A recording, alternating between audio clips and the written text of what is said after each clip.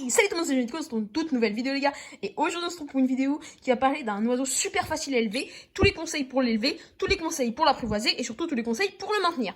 Donc cette vidéo va s'adresser surtout aux perruches ondulés. Donc là je vais vraiment vous dire tout ce qu'il faut savoir sur les perruches ondulés. Alors lui, avant de vous dire ça, lui c'est le chef de groupe en fait. Donc c'est un mâle, donc je vais vous dire comment les différencier. En fait, bon, juste après, une fois que je les aurai rattrapés, parce que sinon ils vont tous partir. En fait, la perruche ondulée, il y a en général un chef de groupe. Donc en général, c'est celui qui est soit il est arrivé le premier, soit le plus âgé. Le mâle, en général, le plus âgé. Donc vous voyez, il est super âgé, il a seulement 6 mois. Hein, donc vous voyez, voilà. Donc lui, il est à peu près adulte. La perruche ondulée après adulte à 7 mois à peu près. En fait, comment on sait si elle est adulte? C'est très simple. Elle a un masque jaune. Bon, ça c'est une perruche masquée jaune. Bon, on s'en doute. En fait, vous voyez que la cire, ce qu'on appelle la cire, en fait, c'est... je vais le rattraper, sinon elles vont toutes partir, vu qu'elles le suivent. Il va les appeler. La cire, ce qu'on appelle la cire, c'est ce qu'il y a au-dessus du bec. Donc maintenant, ça, c'est bleu. Je vais le reposer. Pour les femelles à l'âge adulte, c'est marron. Mais vous voyez que cette petite femelle, par exemple, là, vu que c'est un bébé de seulement 2 mois et demi, 3 mois, eh ben, je sais pas si elle va bien vouloir. La belle, là. Voilà, vous voyez qu'elle est bleutée. Donc on peut pas vraiment différencier quand c'est trop jeune, mais voilà. Donc c'est super facile à élever, je ne veux pas vous le cacher. Il suffit de changer les graines tous les jours. Donc moi je les élève à l'extérieur, je vous invite à aller voir mes perruches ondulées, ma vidéo sur les perruches ondulées à l'extérieur sur ma chaîne YouTube, qui est très courte d'ailleurs. Mais là je vais parler des perruches ondulées à l'intérieur, mais aussi comment les apprivoiser, etc. Donc si vous les avez à l'intérieur, c'est très simple. Vous voyez que en fait, elles vont avoir une maison. Bon là, elles s'y reconnaissent. Je les ai, voilà, elles se reconnaissent à cette branche. Bon, elles vont revenir à cette branche. Elles vont se balader et ensuite, hop, elles reviendront. C'est super, super sympa. Donc si vous voulez, bon, les laisser dans votre maison. Si vous voulez pas, etc., vous dites non, perruches ondulées, c'est chez les perruches ondulées. Ok, pas de problème. Elles n'ont pas besoin d'une très grande cage. Hein, c'est des oiseaux qui sont vraiment très grégaires. Donc grégaires, ça veut dire quoi? Ça veut dire qu'elles aiment vivre en groupe. Dans la nature, en Australie, dans les champs de blé, etc., dans les champs surtout, elles viennent en groupe, elles se posent. Elles mangent et ensuite elles partent par bandes de milliers, par centaines de milliers, etc. D'individus. Donc si vous prenez une perruche ondulée seule, il y a plein de gens qui le font. On vous dira sûrement que c'est super, mais non. Une perruche ondulée seule, c'est un peu... voilà. Si vous voulez prendre... Bien sûr, si vous prenez une perruche ondulée seule, elle sera super affectueuse avec vous, elle va venir se coller, vous faire des câlins, etc. Mais elle sera pas heureuse. Alors, ce que vous pouvez faire, moi, ma petite astuce, parce qu'en fait, la perruche ondulée, je vais vous expliquer quelque chose, une astuce que j'ai mis quand même pas mal de temps à comprendre. La perruche ondulée, en fait, c'est un oiseau qui est, comme je vous l'ai dit, grégaire. Donc, quand, par exemple, lui, il va voir ses potes, bah, il va avoir envie de partir. D'ailleurs, il va partir, à mon avis, il va avoir envie de partir. Donc, il va pas envie de rester avec vous, à vous faire des papouilles. Donc, il va avoir plutôt envie de rester avec ses potes et de discuter. Donc, ce que vous pouvez faire, c'est vous en avez plusieurs, par exemple, moi j'en ai pour ma part 5. Et ben, ce que vous faites, c'est que par exemple, le lundi, hop, le lundi soir, hop, vous le prenez, vous en prenez un, vous le gardez pendant la soirée, vous le remettez, et ensuite le mardi, vous prenez le reste. Vous voyez ce que je veux dire. Vous pouvez prendre tout le même jour, mais vous voyez ce que je veux dire. C'est ça, après la technique. Si l'oiseau est seul, il va vraiment... faire vers vous, venir dans vos plis de vos vêtements, demander des papouilles, c'est même plus affectueux qu'un chat, largement. Ça dépend quel chien, mais largement plus affectueux qu'un chat, ça j'en suis sûre. Alors vous allez vous dire, s'il y en a qui regardent cette vidéo, ils me disent, mais écoute, là j'ai une perruche ondulée, elle n'est pas du tout apprivoisée et elle est absolument pas affectueuse comme les tiennes. Vous voyez qu'ils sont super affectueux, hop, vous voyez, c'est trop mignon.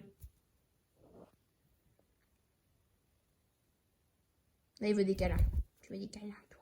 Tu veux des câlins. Voilà, vous voyez, c'est super affectueux. Je vais le remettre avec ses potes. Bon, là, il veut être avec ses potes. Donc, voilà. Mais, donc voilà. Donc, vous allez vous dire, pour comment je fais? Eh ben, c'est très simple. En fait, la perruche ondulée, c'est un oiseau qui est très facile à apprivoiser. Dans certaines conditions. Et si on a la technique, bien sûr. Il y a des oiseaux qui vont être beaucoup plus longs à apprivoiser. En fait, contrairement à ce qu'on peut croire, le perruche ondulé est un oiseau très intelligent. Donc voilà, donc c'est vraiment un oiseau qui est super intelligent. Si vous vous dites que vous pouvez, c'est dans le top 4 des psittacidés, donc ça veut dire les becs crochus les plus intelligents. Donc voilà. Si vous voulez en acheter un, si vous n'en avez pas mais vous voulez en acheter un, je vous conseillerais plutôt d'en prendre un jeune. Comment savoir s'il est jeune? C'est très simple. Vous voyez que deux facteurs indiquent s'il est jeune ou pas. Déjà, si vous voulez vous lancer dans l'apprivoisement, je vous conseillerais plutôt de prendre 2 mâles. Donc c'est simple. Numéro 1, si il a plus de... Alors, je vous conseillerais d'en prendre un de moins de 6 mois si vous voulez les apprivoiser. Après, une perruche ondulée, ça vit en moyenne, si vous en occupez bien à l'extérieur, ils vivront mieux, plus longtemps à l'extérieur, ça c'est une statistique sûre à 100%. Si vous en occupez bien, ils peuvent vivre entre 12 et 15 ans. Alors, comment savoir si il est un peu vieux? D'abord, donc ça, ce sont des oiseaux, j'ai pas d'oiseaux de plus de 6 mois ici. Donc ça, ce sont des oiseaux qui ont 6 mois, 6-7 mois maximum, je pense c'est plus 6 mois. Donc la cire, donc vous savez ce que c'est maintenant, est bleu ou marron pour les femelles. Et les pattes, elles sont un petit peu foncées par rapport aux autres qui sont totalement clairs. Et eux, ils ont 2-3 mois. Donc, si vous les apprivoisez, prenez-en 2-3 mois, ça sera super bien. Donc lui, il est intermédiaire, il doit avoir 4 mois, le petit loup. Okay. Donc voilà. Donc, si vous n'en avez pas apprivoisé maintenant, vous me dites, là, ça fait plusieurs années que je l'ai, etc. Déjà, 90% de chances que vous en ayez que un. Parce qu'en général, les gens n'en ont que un, ce qui est totalement pas bien. Déjà, achetez-en un deuxième. Voilà. Après que vous l'ayez apprivoisé, bien sûr. Donc, comment vous allez faire pour l'apprivoiser? C'est très simple. Voilà votre case. Votre oiseau, il est là. Vous venez. Bon, je sais que si on n'a pas l'habitude, avec les oiseaux, ça peut être un peu effrayant. Effrayant de l'attraper, de lui faire mal. Et je vais vous dire la technique pour l'attraper. Vous venez avec votre main. S'il bouge, c'est pas grave. Vous prenez, vous le coincez dans un coin de la cage. Vous lui mettez la main dessus. Bon. Vous lui mettez la main dessus. Viens, toi. Vous lui mettez la main dessus. Ensuite, vous le prenez, vous le mettez au sol et vous le prenez comme ça. Et là, il ne pourra plus bouger. Vous ne serrez pas du tout. Bien sûr, pour pas qu'il puisse. Voilà. Et voilà. Et là, vous allez commencer à le sortir de sa cage et à le mettre dans une pièce qui n'est pas trop grande. Pour pas que vous galériez à l'apprivoiser. Donc maintenant, voilà, vous en êtes là. Alors, déjà, là, vous allez vous dire que votre oiseau, bon, là, bien sûr, celui-là est apprivoisé, donc il n'y a pas de problème. Mais si votre oiseau n'est pas apprivoisé, vous allez vous dire qu'il bouge beaucoup, etc. Ce qui est vrai. Alors, c'est quelque chose qu'il ne faut pas prendre à la légère. Parce que, pour l'apprivoiser, dans le cursus, en fait, je vous explique. Un oiseau qui va s'apprivoiser, 2 possibilités s'offrent à vous. Si vous avez des oisillons, alors là, vous pouvez les nourrir au biberon, et là, il n'y a pas de problème. Vous voyez qu'il parle. Il n'y a pas de problème. Ou alors, vous allez pas les apprivoiser au biberon. Et alors là, vous allez devoir donc... je me suis mis dans une pièce qui est un peu plus petite que les autres pour pouvoir les réapprivoiser pour les reprendre sans problème. Vous voyez qu'ils se suivent beaucoup. Voilà. Donc peut-être que j'aurais dû prendre une pièce encore plus petite parce que voilà. Donc en fait il faut pas que le radiateur. Voilà. Et vous voyez que c'est super mignon, voilà. Mais vous voyez il bouge beaucoup. Alors là. Donc voilà. En fait normalement il a les ailes pour les apprivoiser si ils sont pas bébés. Une seule solution et c'est pas du tout cruel. Hein, beau ce qu'on peut dire. C'est totalement faux. Viens là toi.